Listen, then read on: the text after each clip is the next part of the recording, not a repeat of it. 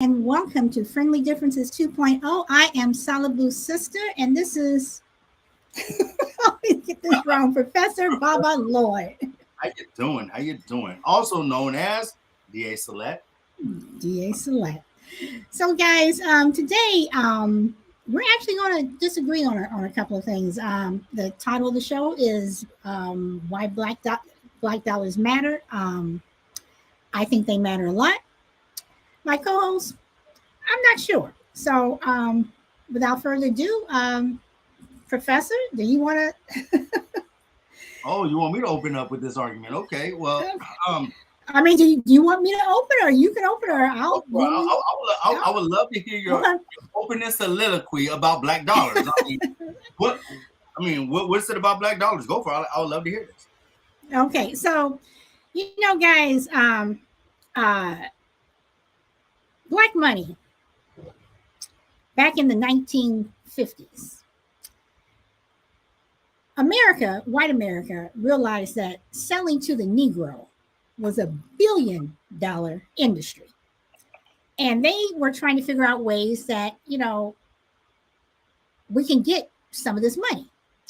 They realized that Black people were educated, they were buying homes, or they were buying, going into the stores and, they were shopping for their children. They were upwardly mobile. And white America had to figure out how they were going to sell to us. So while they did that, they also still had us coming through the back door. And over the years, I'm gonna go to Montgomery. I have to go here. That you had a bus company that had 65%, 70% ridership that was Black, treating them in a way that was disrespectful and downright wrong, until those riders, the Black people said, you know what, we're not going to take your bus anymore. We'll walk. We'll get rides with someone else. We'll crawl if we have to. And that's what they did. They stayed off the buses in Montgomery, Alabama for 381 days. The bus company almost went bankrupt. But during that time, you had white America pushing back to the point of where they were not trying to make things better. They were making things worse. They were threatening people. Homes got bombed. People were threatened, to be lynched. People were beat up. Women were harassed on the way to work. And most of those jobs were for Miss Ann. So you fast forward to Woolworth, to the lunch counters. And even then it's like, you can shop here. We want your money, but you have to come through the side door. And by the way, you can't sit at the lunch counters, because I'm just going to come out and say it. We're not sitting at the lunch counters with some niggas. So what did they do? You had, SNCC, and they went and they sat at the counters, got burned with cigarettes, both male, female, burned, beat up, spit on, dragged out of the stores. They kept going back.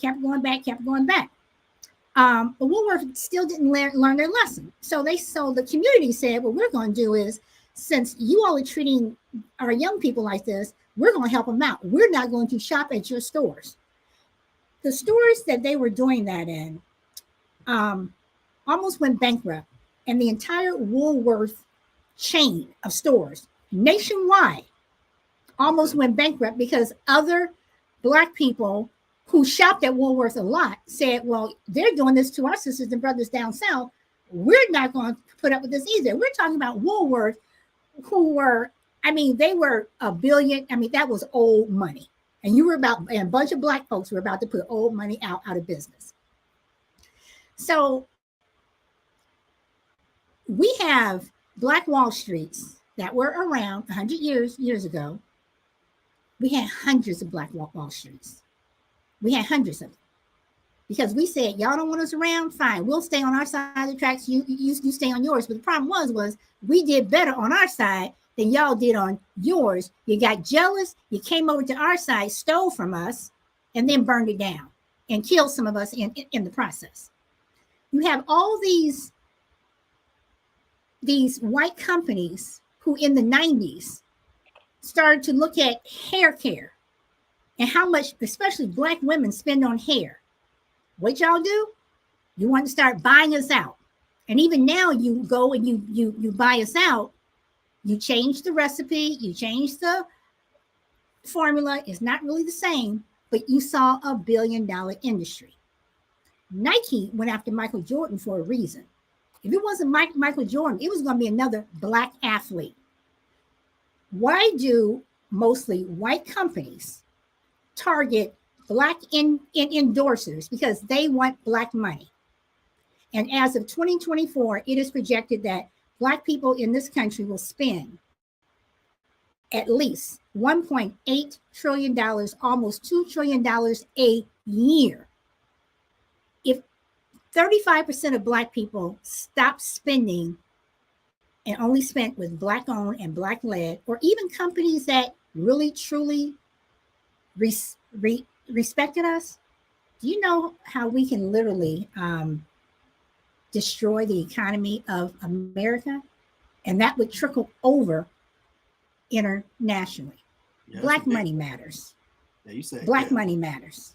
Okay, you're saying Black money matters. I got you. But you also said if Black people. Thing is, it was wonderful that you talked about the Montgomery bus boycott. 381 days, Black people came together. They boycotted the bus industry. But what we're not taking into account like then is how public transportation played a huge role in Black people getting to work and commuting. A lot of Black people didn't have cars back then.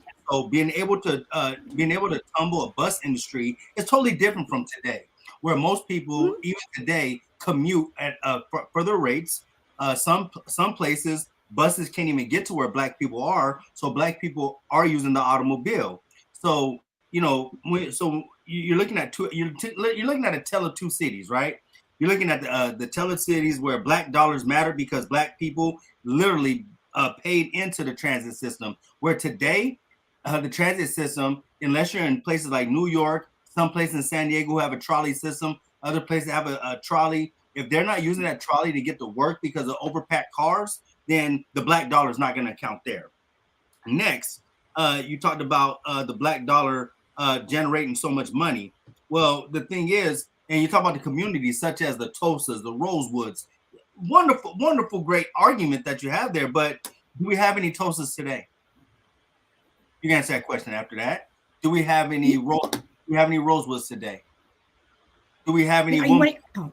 No. Do we have any Wilmingtons? No, you can answer these after that. The thing is, the Tulsas, Wilmingtons, and all these Black Wall Streets that we have, you understand that is because we have what they call community.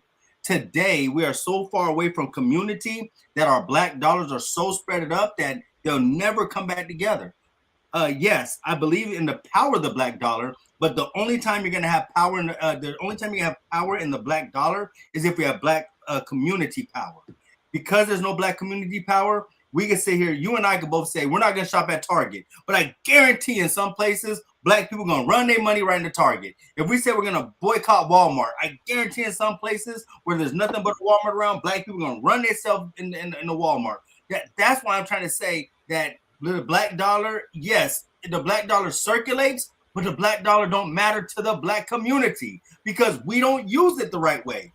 We do not employ it. We don't have group economics. We don't grouply do things. We talk about boycott. We sound good. We talk about we're going to do this. We sound good. Most Black people said, we're not going to shop at Chick-fil-A. If I go to Chick-fil-A right now, there's a car full of Black people getting ready to get some Chick-fil-A. So what I'm trying to say is Black people lack community, and therefore our dollar doesn't matter.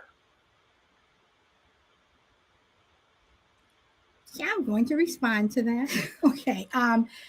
While you're right in terms of back in 1955, the only way a lot of people were able to get to work was, through the buses or whatever. Yes, you are right. And today people have cars, depending upon where you live. If you don't live in the city where there are buses, then yes, in terms of getting a bus, a train, whatever, it is very hard. And you're absolutely right.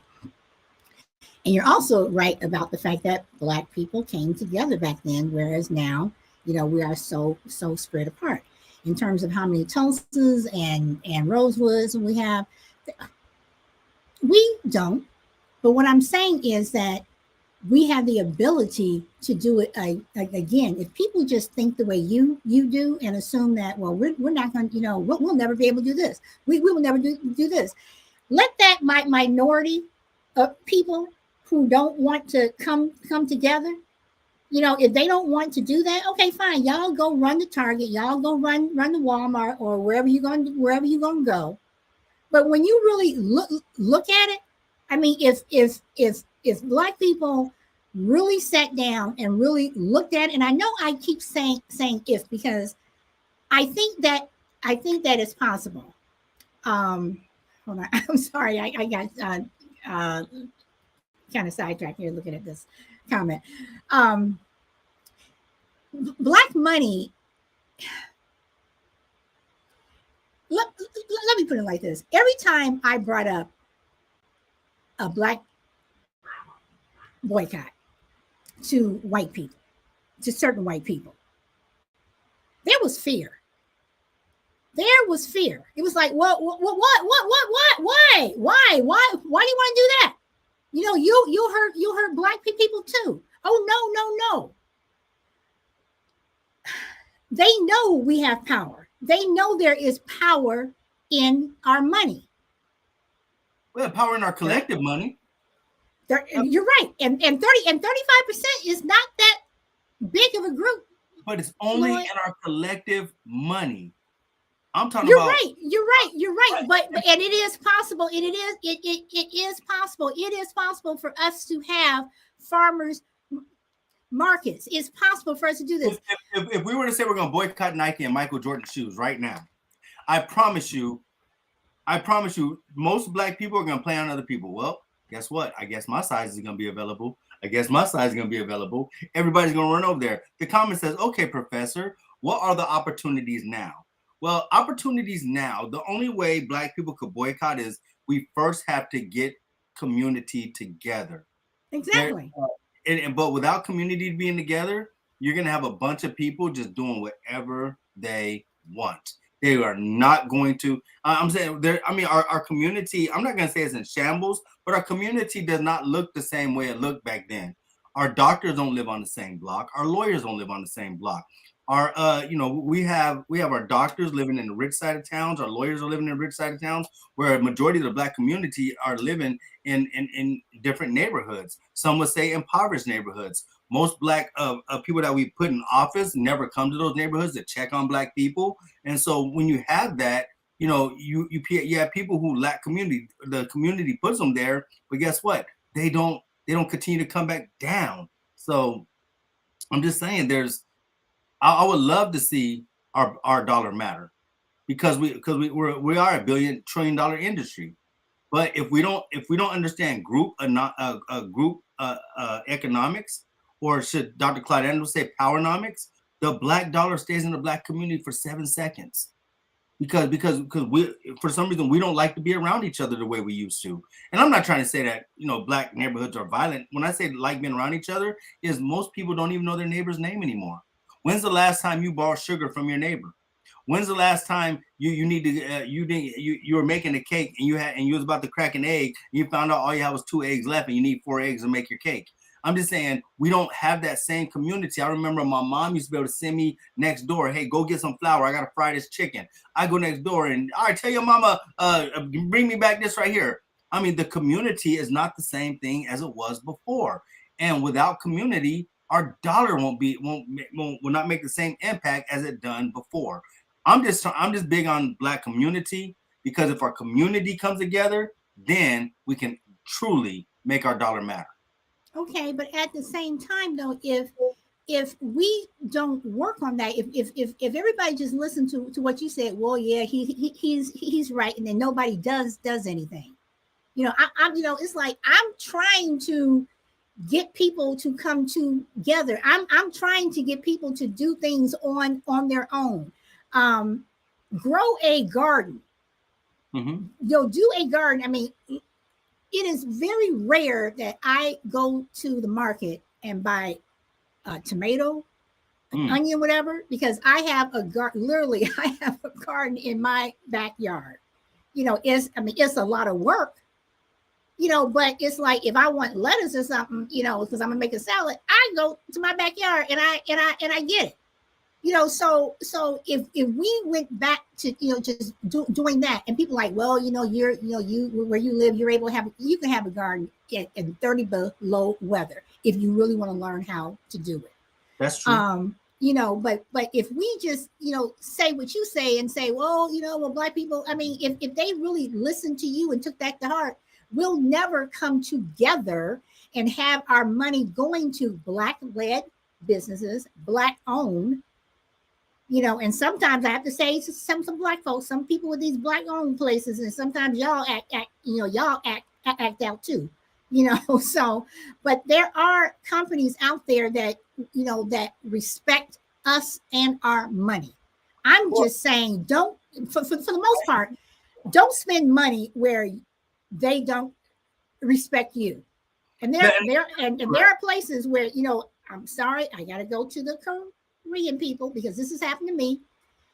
Not all Koreans are like this, but I have not shopped in a Korean store in over 20 years because of every Korean store that I went to, I was treated like crap.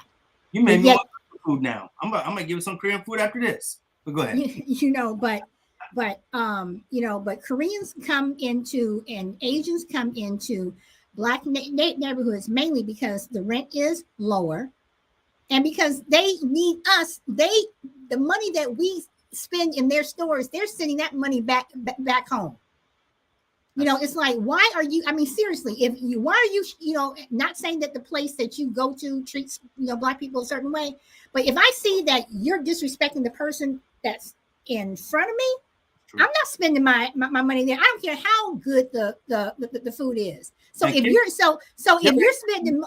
But if you're spending money in places where they disrespect you, you're part of the problem. You ever had kimchi before? I don't like any Asian food. Man, kimchi is good, and I want some. I'm okay, and that's fine. But anyway, go ahead. So I was on Dr. Carr. We was watching Dr. Carr this morning, and Dr. Carr said something that's really important, and he said, "Count those who count." And that's what's going on with Black people. You and I, we are two voices, but we need more than just your and I voices. Absolutely. And what I mean is, count those who count. Is the ones that count is when you get a person like a LeBron James to get behind the Black community and say, "Hey, we're gonna do this." You see what I'm saying? Mm-hmm. That's what I mean by counting those who count. Right now, the Black community, we have a lack of leadership.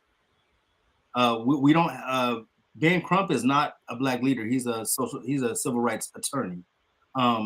We Booker, great guy. Jeffries, great guy, but they're not in the Black community. They're not Black community leaders, and we lack. I mean, honestly, like right now, if we were to say who is that Black leader right now, who's the one that could galvanize all the troops? We don't have that person. There is no Black leader right now who's a forefront of the Black community that we can all sit and say, that's our guy right there.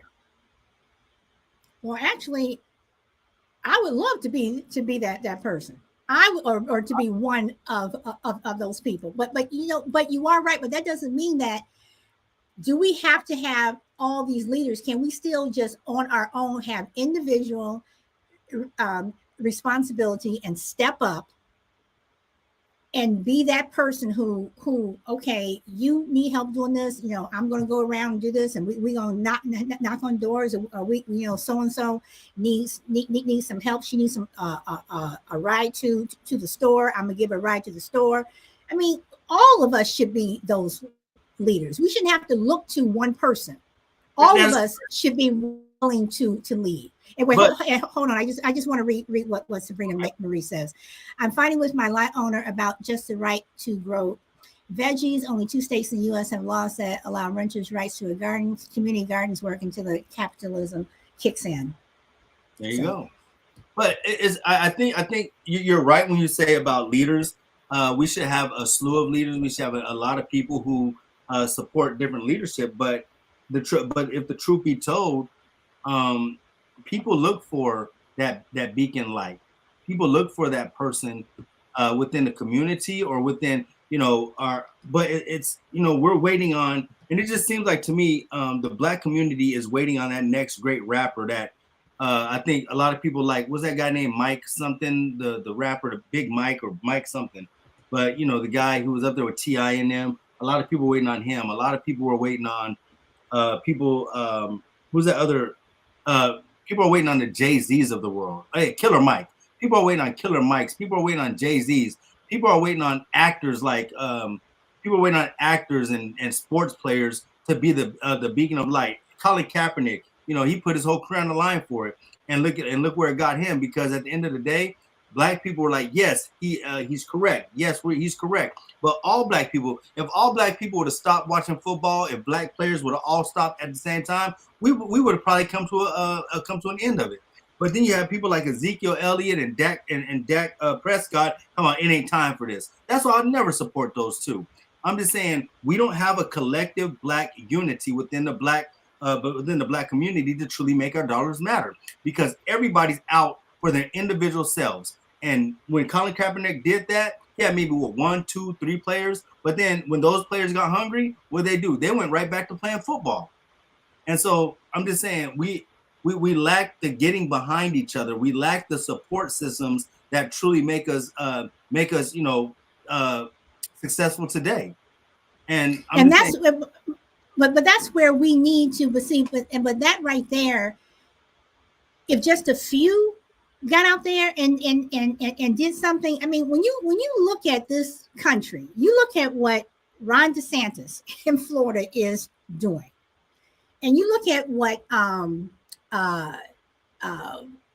Sanders, what's her name? Her the governor. She used to be Speaker of what is this woman's name? She is the governor of Arkansas. Something Sanders. Her father was governor. I don't remember her name. She was the former guy's press secretary until she left. Somebody Senator Huckabee Sanders. Yes. Okay. She just signed into law where children as young as 14 can work without their parents' permission. In Missouri, they're signing into law where girls as young as 11 years old can get married. Now, if Black people were to look at what is going on, especially with the transgender, children being taken away from their parents, with what Ron DeSantis is doing, if you look and see what they are doing, they are allowing, Sanders is allowing children 14 years old to work in meatpacking plants. So we're going back 100 years where kids were working in those factories and stuff and getting hurt and getting killed. But what's going to happen is you're going to have a lot of Black people who are going to end up working there because they're going to say, well, your child is not in school, or your child did this, or your child did that, whatever. They're going to start rounding up Black folks, and they're going to start putting them in those places. So if we were to look ahead and see everything that is going on, that's where I say that's when Black dollars need to matter and say, you're going to do this. We're not going to spend money here. We're not going to spend money here. I mean, right now, or Orlando is literally sitting on eggshells trying to figure out what Disney's going to do. I personally think that Disney should just pull out of Florida, period. Put everybody out of work, just to teach a lesson. We still own this stuff, but we're going to stop. And see, this is what I'm saying. A lesson needs to be taught, and we just a few of us came together. We can do it. It doesn't have to be everybody, but if that few could just step up and be the leaders, we can do this. No, I believe you're correct, but here's the pushback to that. Black people support each other until they find out they have different ideologies. I support you. You can support me, but the minute one of us supports the LGBTQ plus community, guess what happens? Someone black says, well, I think it's about that agenda, so I'm not going to support that anymore. And the thing is, they're not supporting black people. They're just trying to support people that they think have an agenda, which I think is wrong. You know, that's where what I mean by black people. Let's say the chicken, right? The chicken. Let's say we have children working in a chicken place, right? Black people be like, oh my goodness, it's a monstrosity. That's crazy. But guess what? We know chicken costs less than beef. People are going to go to the store, and if that chicken package place supplies that store, they're going to buy the chicken because it's better to stock your refrigerator with chicken than more expensive beef. And that's what I'm saying. It's we have too many people who will not jump on the grenade. And if they're not jumping on the grenade, then what are we talking here? I mean, yes, I would love to say. But go ahead. No, I was gonna say, but there are a lot of black farmers out there who definitely, of course, don't get the same, grants or whatever that white farmers get. But you have a lot of black farmers out there who would be more than happy to do farmers markets to help black people, whatever. That's what we need to be looking into. That's what I'm looking into, how to get these black farmers to start, around the country, instead of having to go into your local store, that somewhere, some black market or, somewhere where we can start going to them. Let them, and the same thing with that chicken, go to a black, ranch or something where they sell chickens and cows. Whatever. Let's go to them. Let them butcher our cows and chickens, whatever. But we don't have to worry about going into the market, whatever, and getting chicken from Walmart or wherever you get your food. I 100% concur. I concur, but back to the title. I mean, black dollars. It's our dollars, and the thing is, because we don't have ownership, other than those black farmers who own the ground that they're tilling, what do we own? What do we own? And what I'm saying is, if you support a black store, they don't own the store; they pay a mortgage, and they're paying a mortgage not to a black person that owns that mortgage. And what happens is that black store can start booming. Guess what? The owner of that store is going to say, since you're doing so well, I'm going to raise your rate. But that's when black people need to say, okay, we're doing really well now. People are shopping with us. We're doing really well. We are going to buy a building. We are going to own the building, like we used to. We need to start saying we're doing well. We need to own it. And that's one thing that I like about when Magic Johnson. Magic Johnson was responsible for South Central, now being called South LA. That area has changed a lot because of him. He put his money where his mouth, where his mouth was, whatever. Even though he still goes off and does, whatever. But the fact that he literally said, this is going to be black owned. I'm going to hire black people for this. We're going to have this. We're going to have our Starbucks, and they're not going to be called Starbucks, but we're going to have our coffee shops. We're going to do this. We're going to do this. And he was, what he did, if we can do that around the country, that would be great. Yeah, that was measured and that was intentional. Yes. But the thing is, but we have only one Magic Johnson, not 10 of them. I understand that. I understand, but that's when the little people like me and you gotta step up and say, Right. Think about it, right? If for some reason, let's just say one of those lottos came up and I won the lotto, right? And the thing is, and I became let's just say it was a $5.8 billion lotto, whatever it was, or let's say let's be realistic. Let's say they had one of them lottos that was up to $300 million, right? And let's say I was a sole winner of a $300 million lotto. The thing is, do I become a 1 millionaire trying to make a difference, or do I break that down and do I make a lot of millionaires from that? I understand. And that's what I mean. We're not making more millionaires. I'm not. And some people, yes, I am talking about the process of just giving money away. And yes, I think when a person has hundreds of millions of dollars, they put it into charities so they get a tax return. But these charities are not producing more millionaires for us. The thing is, we should have a higher number of millionaires. But But what happens is everybody's taking their money and they're squandering it. They're just taking it. They're like, this is mine, mine. And they're not letting no one else have it. It's almost like they have the genie in the lamp and they're the only one that get to make a wish. They don't want no one else to make a wish. They want to be stingy. They want to say it's me. It's all about me, no one else.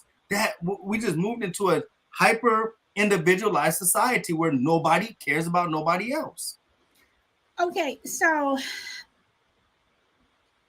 let me ask this. So are you saying that no matter what, a boycott would never, an economic boycott would never succeed?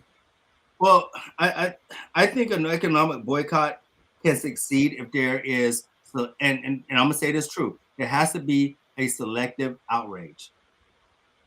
Has to be the only time we galvanize together is when we see something like a George Floyd, and it had to boil over. But the thing is, what happened is you had to have the Eric Gardners. You know what I mean? But don't you think that selective outrage has been boiling over, especially? I mean, it's been boiling over since Rodney King. But well, I mean, but now, I mean, don't you think that, especially with Ralph Yarl and all these other people, that it has just, I mean, that now it's like we are past that boiling point. I mean, don't you think that we are there? Don't you think that we are there? It's like this. Check this out, right? Check this out. If we have a problem with the justice system, we're not hitting the justice system where it counts. You know what I mean? We still go, it's like park somewhere else and walk the rest of the way. Stop parking those parking garages that pays into these people's heads. You know what I'm saying? Stop. We're not. That's what I'm saying. We're not being intentional when we do things. And I'm talking about. But the thing is, the only time we've ever done anything well was when we did it together, and we don't do it together. That's what I mean. How is your local police truly making their money? If we found out how they're really making their money, that's where we gotta target them and say, fine, we're not gonna support this until those police get the hell off our backs. And because we don't do that, the police are gonna continue to be on our back. They're gonna continue to do what they want to do.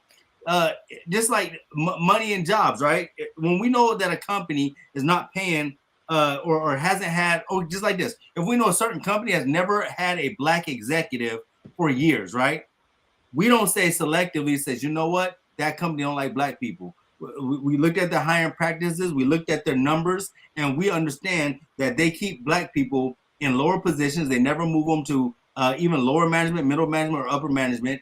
And we need to target those ones and say, hey, our labor doesn't count with you, so we're not going to put our dollar there to make sure that they do it. But guess what they can do? They're going to bring a couple of pick-me's up, and then they're going to say, look at what we did. We hired this person. We hired this person. And they'll know what we're going to do? Just like a baby that's crying, looking for a nipple, we're going to latch onto the nipple, drink the little milk they give us, and we're going to take our butts to sleep. So how do we change that? Well, honestly, we got to change it with the education and show exactly what is going on for the black community and how they keep on rocking us to sleep. If you take, let's just say a baby, right? When a baby wants something, a mother or father, which they look at us as the babies of America. That's just how they look at us. That we don't have a voice. Most babies don't have a voice. Most parents don't validate their children. I'm not saying us, but I'm saying we're told when we're younger. We're told a child stays in a child's place. When we had Thanksgiving dinner, you had the children's table. All the grown-ups are here. The children, over there. Mm-hmm. We've grown up in those things, and we bought into that children need to stay in their place. And so, and the black community don't see that we are those children that they're continue to stay in their place. You see that table. Well, we have to be educated that's what they've done to us for years. Once we're educated on that, then we can actually say, okay, how are we going to get a seat at the table? And I think our biggest seat must be done politically, all right, and it must be done intentionally, because that's how you can get the money to spread around. We have got to have people that we trust, that we got to have homegrown leaders. In other words, someone that we're going to bring from our community, and we need to give that leader all the medicine, or should I say all the things that they need to be a leader, and grow them up. You see a person and they're talking great, we're going to make that person right there, we're going to make them our next city council member. and we start pouring into that person. We put the right people around them, give them a good, and guess what? When that person goes, we hit the blocks, we're knocking on doors, we elect this person, and now because he comes from our community and we have people around him, his thought group, guess what? We could continue to keep on going up and up. But we don't do that. We wait for someone to come up and say this, them. We put them in, we elect them, and that person never thinks about us again. Okay, so what do you think with what I was going to respond to that, but then Sunshine says this. What do you think of what she says? Black Americans have bought into the misguided concept of Individualism, yep. Visualism that was sold to us under the guise of achieving a closer proximity to whiteness. Just my 2 cents. No, she's 100% correct. She's 100% correct, because if when a black person makes it, they what's that called? What do we call that? They become anecdotal, right? Mm-hmm. And because they made it, they think everyone else can make it the same way they have. But what we're not trying to find out is some black people do start out with money. Some do. And then some black people have a close enough proximity to white people that they might get picked. It's who you know. And then the last thing, it's what? Money. Some people don't have money. So what happens is, oh, okay, that's not Angel, that's someone else. Okay. All right, so and that's just what happens. And so that's literally what happens to us. Yeah, that's not Angel. That's Sunshine equals Smiles. Yeah. I knew that wasn't Angel. No. Angel's on as herself. Okay. All right. So and I don't know if anybody knows. She's correct. It's our proximity, and people think that once you get your proximity, you get coddled, and then what happens is, okay, take this for instance, Justice, what's the name? Justice Thomas, the Candace Owens, your homeboy, your favorite guy, Kanye West. No, I'm just saying. And for y'all who don't know, he's just playing. He is not. Kanye is not my favorite guy. So yeah. That's her sworn enemy right there. I'm just saying, if you look at what they're doing, Solid, they'll if there's a black person, okay, like right now, who is Hollywood embracing right now? As a black person, who is Hollywood embracing? I don't know. Well, we know it's not Angela Bassett. No, they love him some Chris Rock right now. They love him some Chris Rock, and guess what? Chris Rock's career is about to take off in Hollywood more than we've ever thought. Watch, mark my word. In the next 2 years, Chris Rock is gonna have all these specials. They're gonna give him some things because Chris Rock got up there, he took it like this, and now he could call a black woman a B word. He could do this, he could all that, and guess what? He becomes their model. He got away with calling a black woman a B word, and black people did not have outrage because we said, well, we see where Chris Rock is coming from, and now they're going to use him as the next puppet. Mark my word. Chris Rock. I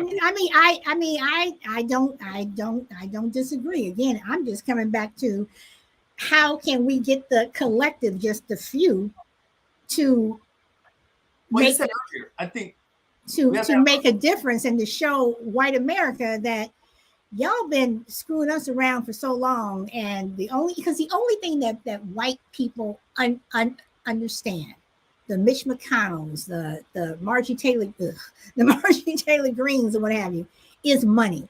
At the end of the day, the only thing they understand is money. Don't screw around with my money. Well, I'm gonna tell you why. I'm gonna tell you how to fix it. Really, honestly, it's true land ownership. And I looked down at the shirt of Marcus Garvey. I have him on today.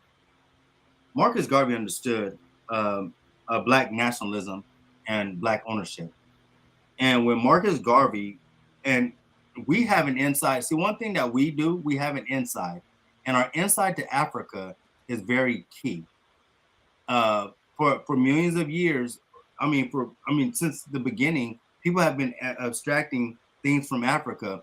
Well, if we can have black builders here with relationship ties to Africa, where we can actually get, go into deals with them and get some of the stuff some of the resources that they have for us, because that's what Marcus Garvey was going to do with the rubber. He's seen the automotive industry about to just take off. Marcus Garvey was like, hey, I want uni to be the one who's going to push this, because it's going to give us a black people a stance, because rubber, everybody's going to need tires. Well, what happened is when Firestone wanted to make the deal, what happened? You found out that the top uni people showed up dead. Everyone that was in that deal showed up dead. And then Firestone signed a deal with Liberia to get all that rubber, the rubber trees, to make sure that they started producing the rubber. And literally for, I think it was like 0.66 cent an acre, Africa sold it to them for. I mean, that's insane. It is. But see, and that's why we need to educate, ourselves, and what you should do, what you shouldn't do, and just because your business is doing so well, don't run off and sell it. I mean, I could never imagine. I'm not selling my business. People have approached me. My business is for my son. I want him to have generational wealth, even though he's not interested in it because he's doing something else. But it's like, keep it, just keep it. Don't, just because somebody waves, this dollar bill in front of you, save it. That's why these white people are where they are, because they have that generational wealth. If you have a product like Carol's daughter sold out to Unilever, I do believe. She's still on the board, but it's white owned. Why couldn't you have just kept it? You're still on the board. You're still, whatever. If you're still going to be involved in the business, why are you selling it? People are coming after you to want to buy your business for a reason, because they know that there's money in that business. So you make sure that you are the benefactor of that money. Well, let's talk about black banks, right? Let's say because we're talking about money, right? Our money. Mm-hmm.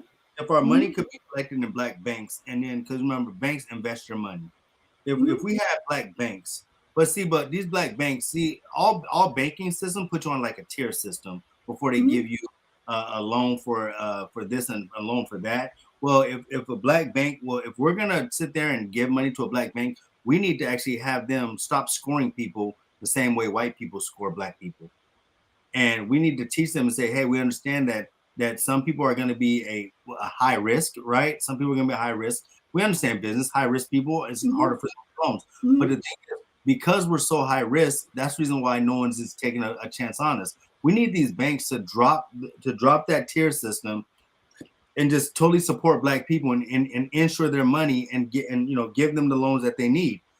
One of the biggest problems why black people can't buy the land and the actual store on the land is because the access to the wealth to actually get that started. We need community to come together and say, hey, we want this black-owned grocery store right here. What is the black community in the area willing to do to make sure a black-owned grocery store is in their community, and not have people like HEB, well, I'm in Texas, HEB, but I have people like Walmart get a Walmart on the corner, and now they monopolize the black community, because that's what you see happening. But that's where where the Asians, they have their own places. Asians have their own banks. Latinos have their own banks. We used to have our own banks. My money was always in a black bank until it was bought out by a white bank. We need to understand that you can walk into the bank and have great credit. There's a white person who walks in right behind you and they have subpar credit. They'll give that loan to them before they'll give it to you. Well, but that's what it is. It's like white people have access to these loans. We don't have access to these loans. And if we do have access to them, they're not going to give us what we really need, even though we qualify. It's not qualified. It's also, and that's what I'm saying, the way they score the tier levels, right?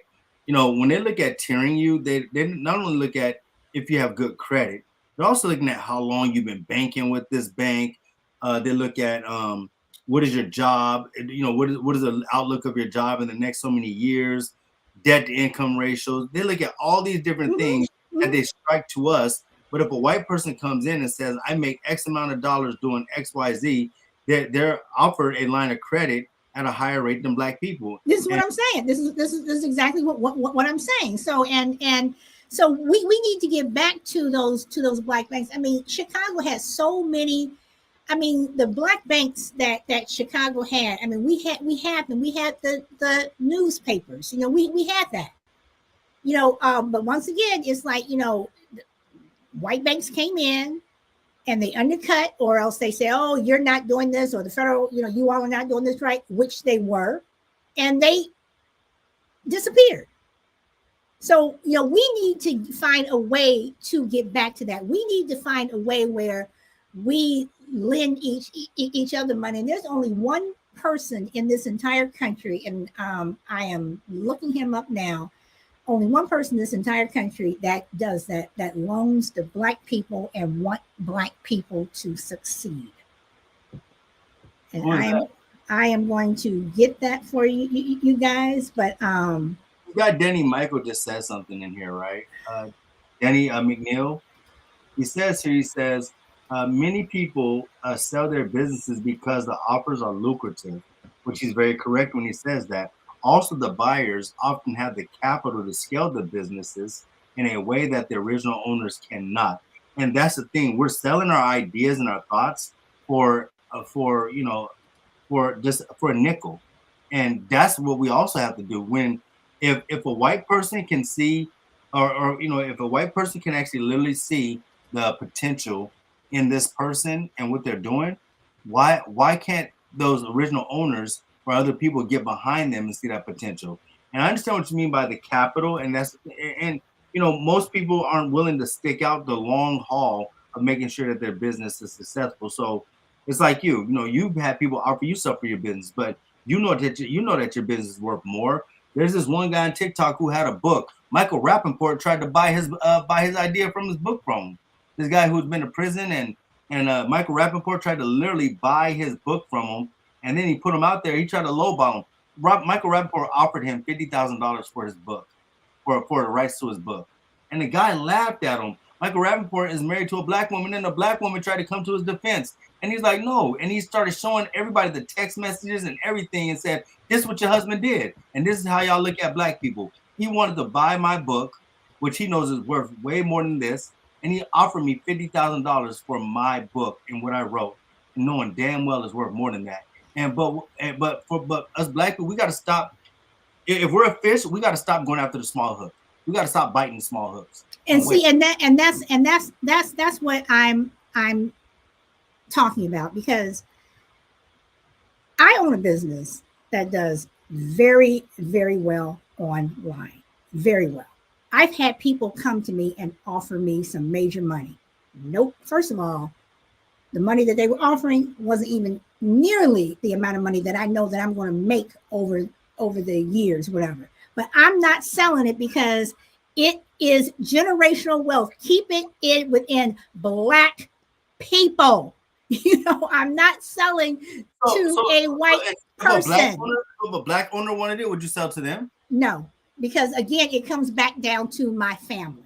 But back to what that person's saying, a lot of times, so would you team up with somebody if they had the capital to make your business big?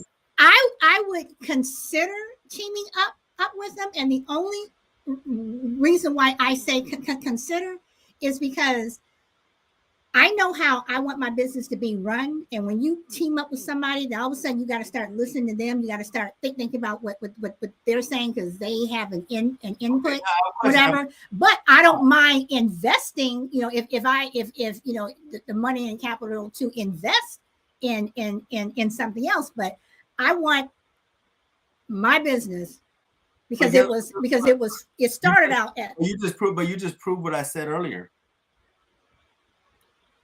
What did I just prove? We don't have community. We have individuals. No, but I said that I would I would invest. Like, why? Okay, because this. Why do I have to give you part of? Why do I have to give you part of my business? I would be willing to help you. I would be. Reason why? Because you're about to use my money to boom your business. No. I said no. I said I don't want your money. I said I would invest with you. I would invest. But If you had a business, if you had a business that you wanted to do, I would invest and help you. But I don't. But my business, I want my business to be 100% family owned. I got that, but here's what I'm saying. If I have the resources to boom your business, see, when you talk about generational wealth is more than just my generation from me to my son. No, I understand that. If I'm a Black person and I'm gonna say, hey, and we come into an agreement, we're gonna hire nothing but Black people. We're gonna do it, and we're gonna black this joker out, and it's gonna be you have total rights to it. You have this and that, but we need to merge together. Not you invest in me, but you got to give us part ownership of this business. So now we're not talking about me and you. When we go, both of our kids get some of this business. Our kids know that. They give it to their kids or their heirs and everything else. So I'm talking about. So no. I mean, if you put it like that, then yes, I'm talking about if you're coming in and you want to take over and you want to take. You understand what I'm saying?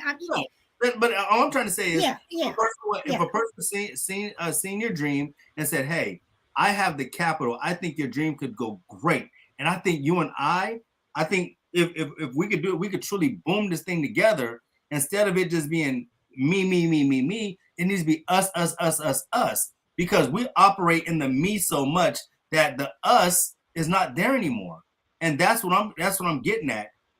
If there's a us mentality from the beginning, then I think it opens your mind differently.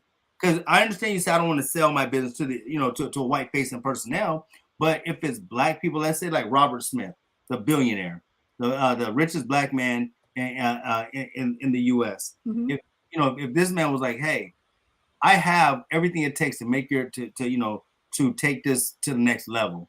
This could be the new Nike. This could be the new Walmart. This could be the new whatever it might be. And I believe that if we truly do this with you, but he says, but I'm giving up. Remember, I'm giving up so much capital. I need an X amount % of it because we all want to make money. We want to hire people. How much of your business would you be willing to give up of ownership to make sure that the community is taken care of? Probably about close to 50%. Close to 50%, but as long as I would still have final say so. As long as you have final say so and everything else. And I think that could be massaged. But when you're talking about a major businessman like Robert Smith, I think Robert Smith might have some things to say, hey, I think you have to take into account the person with the money. But see, the person with the money is always going to say you have to take into account the person with the money. And what I have seen over the years, not just with Black owned, I just look at Mrs. Fields cookies. When she was Mrs. Fields and she had control, whatever, her cookies were slamming. As soon as she sold out, they changed the recipe. They did everything different. Mrs. Fields cookies are like not, same thing with Famous Amos. So this is what I'm saying. So if you allow other people to come in, well, I have the money, but then they want to change. Then they want to change everything. Well, excuse me, the recipe is not the same. People it's not. Still buy it.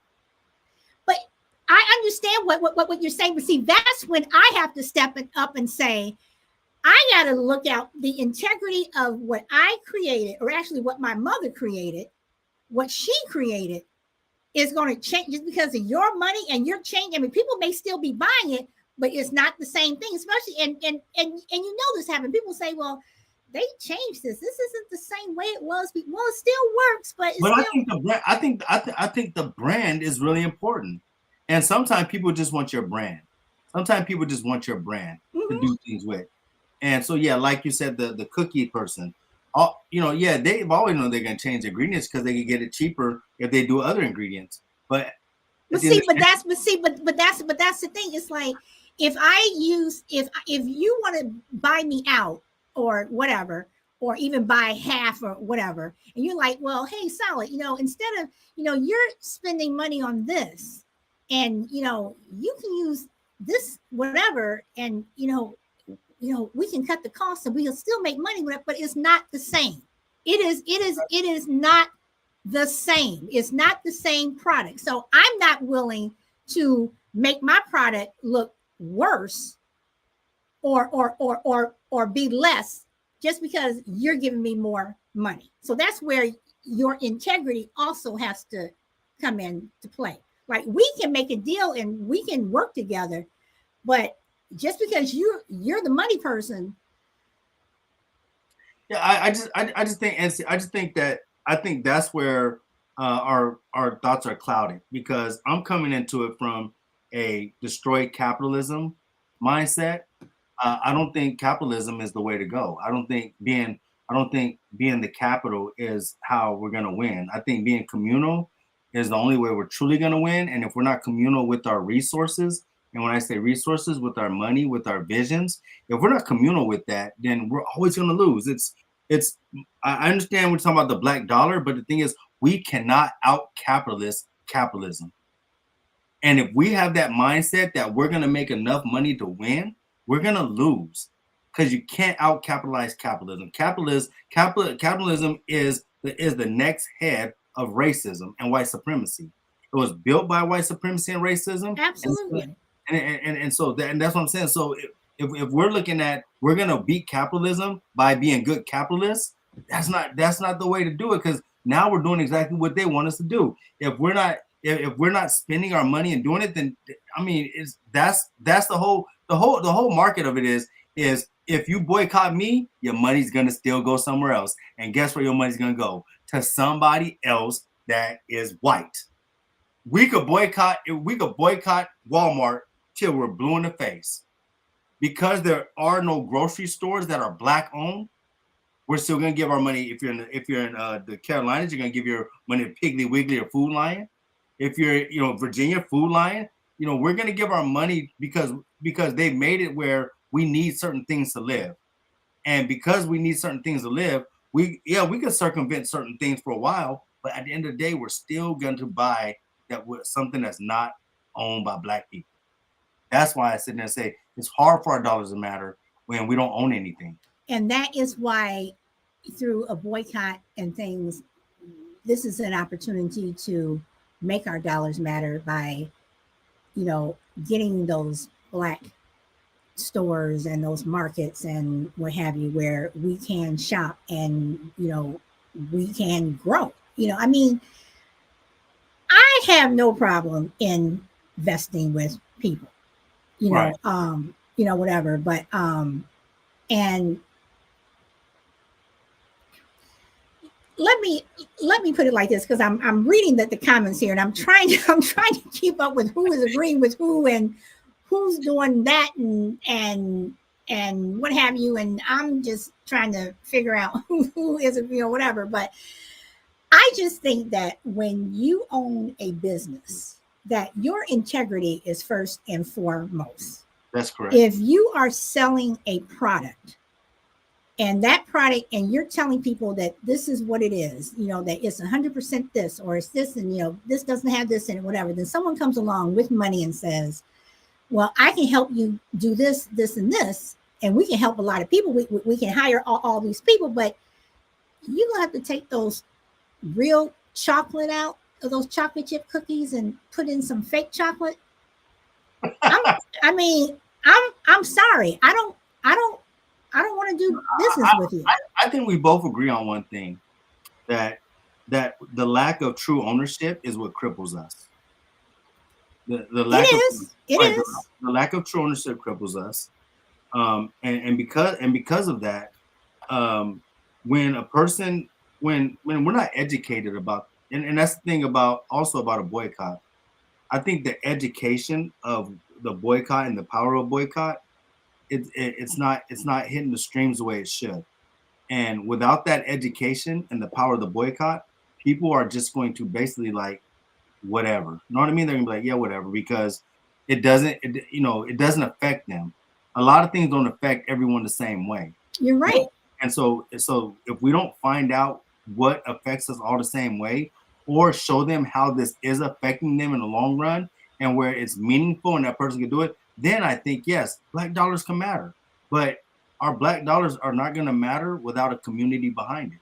And that's all I've been trying to say. No, and I believe that 100%. I believe that 100%. But I still think that we get, just some of us, our black dollars can make an impact in this country, and that's what I've been trying to do with this freedom train boycott. I've just been trying to get people together, trying to do it. I mean, I even have people say, oh, I want to help you, and then crickets.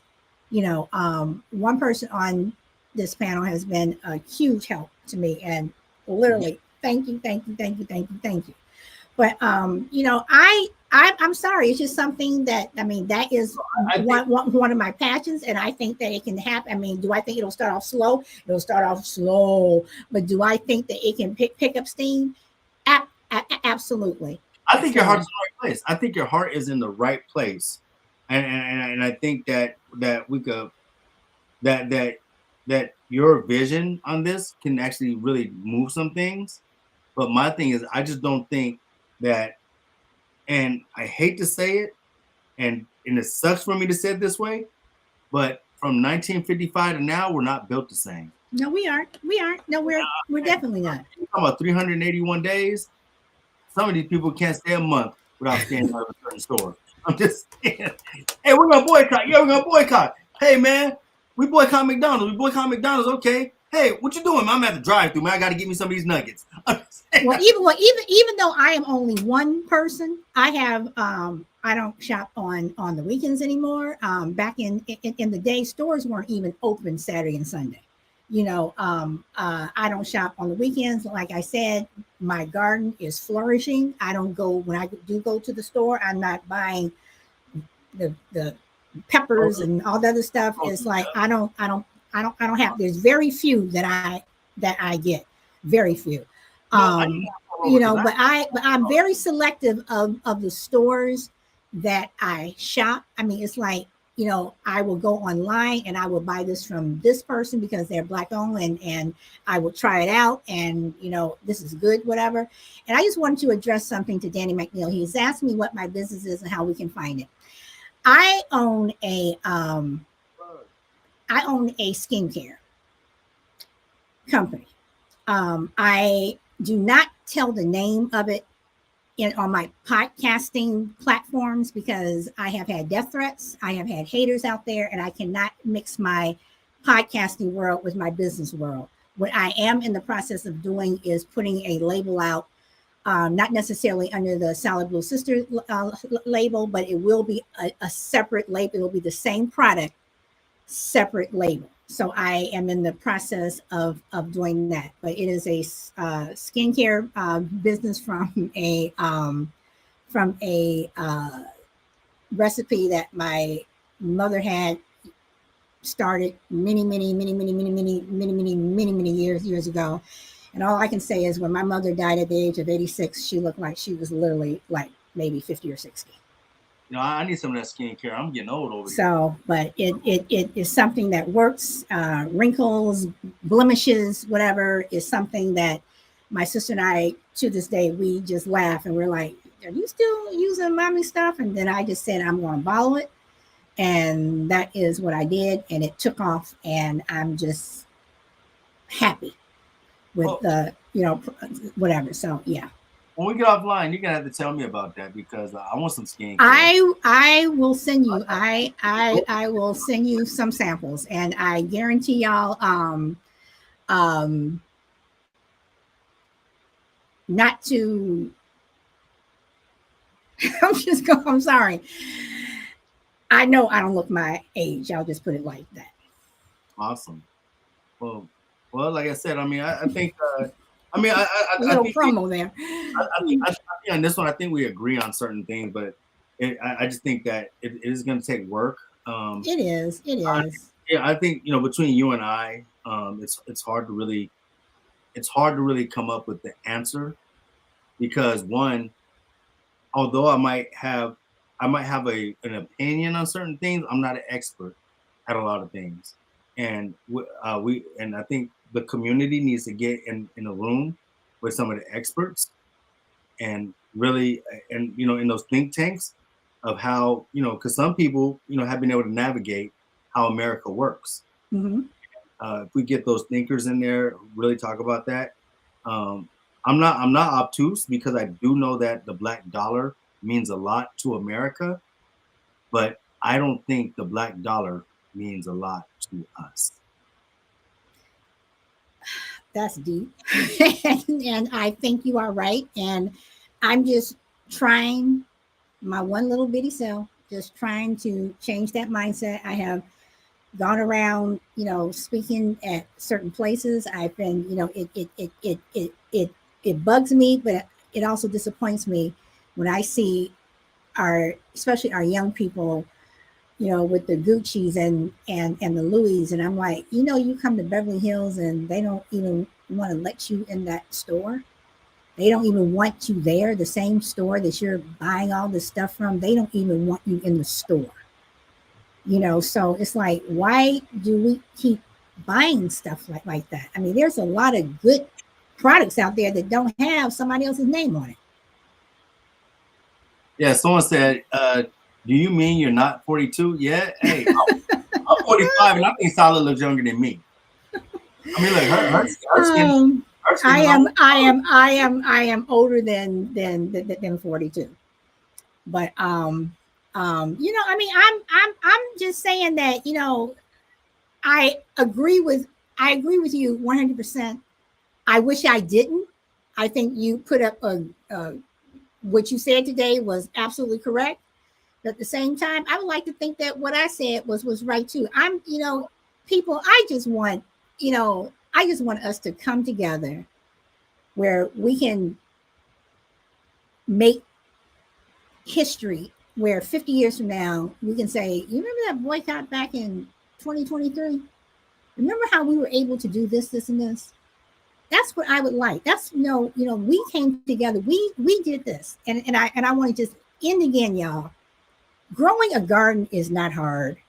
If you're growing it on your patio, your balcony, if you just have a couple of pots, sitting on your kitchen table, you can grow something. That's right. And I need to learn how to grow. I got yard. I got a little bit of yard in my back, and I need to learn how to. My husband laughed at me when I started this garden and everything, because I literally took up the most of our yard for this thing. I have this huge, whatever, and I built this and I built this and I dug this and I dug that. And now, he's like, can I go outside and get a pepper? Can I go out? It's like, I literally, if I'm cooking, I go outside, I get some green onions, I get this, I get that, come and watch them, whatever. It's just that, I have that. I need celery. I eat lettuce and broccoli and spinach every single day. I'm out there with getting my broccoli and my spinach, whatever. It's like, these are things that we need, you're also saving money. You're also saving money, and you're not putting all them damn pesticides that they spray and everything, because you're not putting it on your own food. Wow. Only thing you got to wash off are some of the bugs. So, so. But anyway, do you have any last words? No. Well, my last words is, y'all, you know how I feel about capitalism. I don't support capitalism in any way. I think that once your boycott is over, I think, and hopefully it could tumble this entire American project, and as Dr. King was saying, finally get some peace to the people that are lower. I think that if we're not thinking about the disenfranchised people in our society and how they do not have access to wealth, because when you're really looking at the wealth of the Black community, if the Black community is 13%, men make up a small part of that, and women make up another small part. We don't forget that the children make up a big part of that. So when you're really talking about the money that the Black community brings in, it's really, I think it's probably because we have, a lot of us are in poverty. So I would say only about 5% of the Black community is one that's bringing all that in. And if 5% of the Black communities was bringing that in, then we are a powerhouse. You see what I'm saying? We are a powerhouse. Mm-hmm. So 5% of the Black community brings in over billions of dollars. Then we need to target that 5% that are making money and teach them how to do group economics. At the same time, if capitalism is still in place, at the same time, we need to go back and we do really need to pull all the rest of our community up by the bootstraps. Once we pull them up and we get them, I mean, it's a reaching game. We gotta start reaching, and I'm not. Well, I'm in a place of reach, and I think you are too. I think a lot of our listeners, we're all in places of reach, and I think we just got to start reaching back and pulling people up. And that's my last thought, because Yeah. the black dollar only counts for the black community. Well, I'm definitely down for it, and I just everything that's just going on in this world right now. This is the perfect time with inflation the way it is, and labor shortages and everything. This is the perfect time just to add to some of the angst, to teach a lesson. But I know that lesson also, first and foremost, needs to be taught within us. And I'm willing to do what I can to teach those lessons, because it's not just about money, it's also with education and a lot of other things. But guys, that's all we have for today. I'm going to read one more comment here by Sabrina Marie. She says, we can stop worshiping and promoting humans who don't have good intent or care about other people at all. That's for sure. Peaceful protests, boycotts like that are powerful. Love this. Well, thank you very much, and everybody that came today. Thank you very much. We appreciate your support, and I know y'all probably saw me secretly change the monogram, because it was, I had the old, I had to change the from one to the other midway during the show, because I forgot to do it, y'all. So anyway, thank you so much, and we will be back. When will we be back, Professor Lloyd? Well, from the calendar, it looks like it will be on the 6th of May. May 6th, y'all. So, okay. May 6th, and not sure the topic yet, but we do our promos a week in advance. And again, thank you for coming. So, yeah, thank you all for the support. It is nation. I'm online, so it's nationwide, but I will put something out where you'll know what I'm selling under. So anyway, everyone, enjoy the rest of your Saturday wherever you are. So, and as Angela Bassett says, peace. That's our sign right there. That's how we get off. So, bye.